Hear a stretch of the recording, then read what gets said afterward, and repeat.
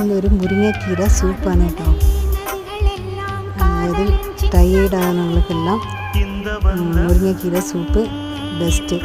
அதாவது ஃபீவர் வந்தவங்களுக்கெல்லாம் முருங்கைக்கீரை சூப்பு வச்சு கொடுத்தால் அந்த டயர்ட்னஸ் எல்லாம் மாறிக்கிட்டும். நீங்களும் ட்ரை பண்ணி பாருங்கள்.